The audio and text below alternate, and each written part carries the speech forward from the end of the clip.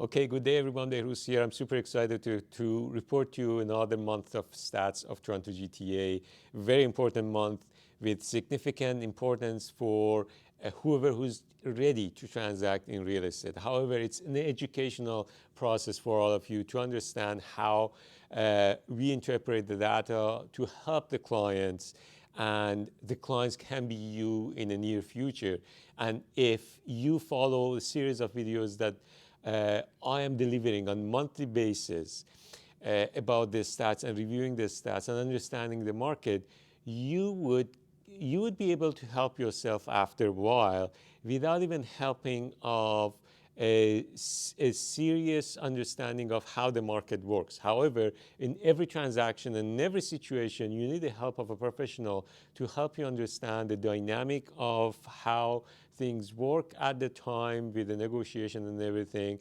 And I advise you, as I said before, the shorter version of all of these is just get in touch with somebody who understands the market, that the way that you understand and the way that they understand are similar, and then in total we are going to get a better and healthier decision altogether. So delving into the stats, the major news has been that the month over month, the number of transactions have appreciated. The month over month basis was 33%. The year over year basis was close to 44%, meaning that number of transactions have improved by close to 50% over the last year. Yet the numbers are still below the 10-year average. What is the importance of that?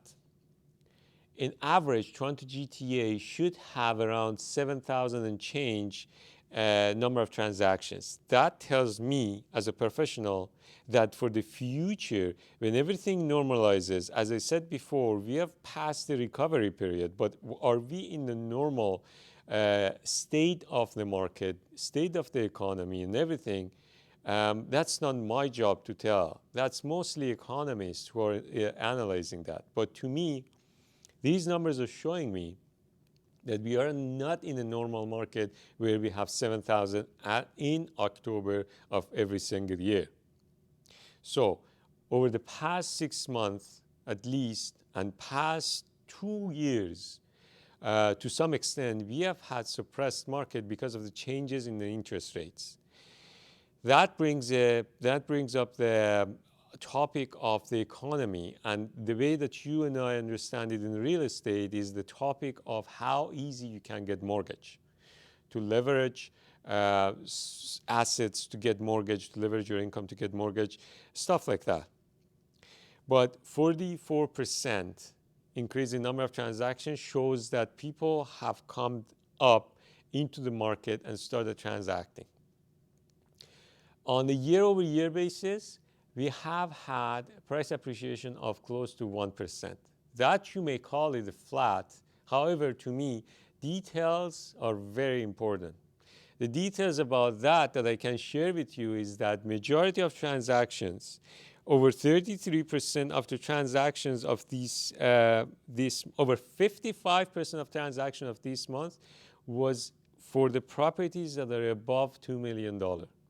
You may call it a luxury, you may call it an absolute necessity, but there is certain things in the market that you have to account for.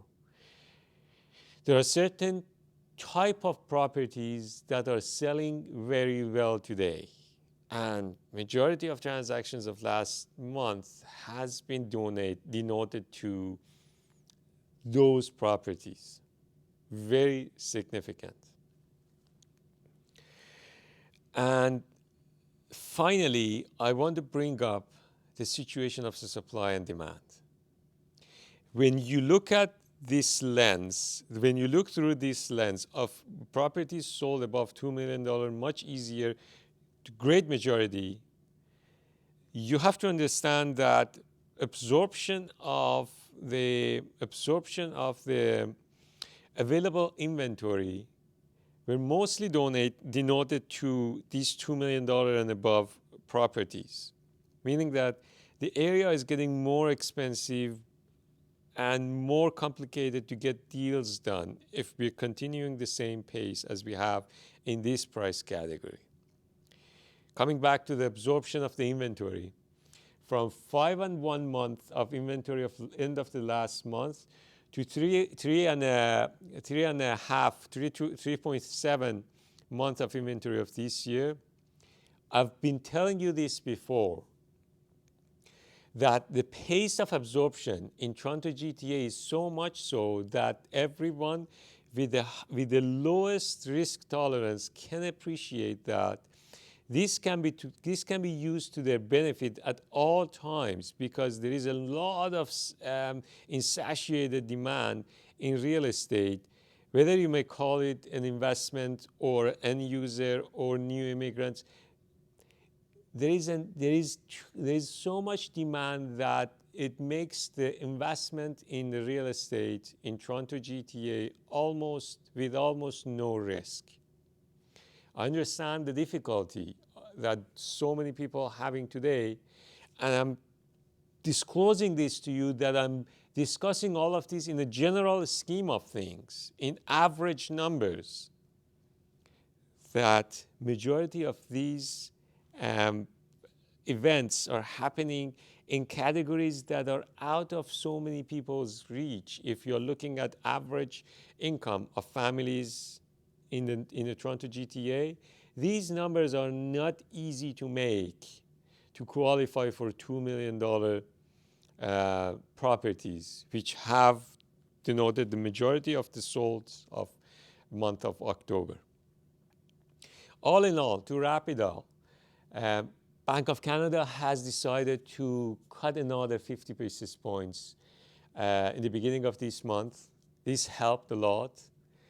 Buyers are getting used to the idea of higher interest rates, and they're qualifying for that, which is a question mark still, whether these are actual buyers, end users who are needing the properties for themselves, or there's something else going on. Investments of some sort are happening in Toronto GTA.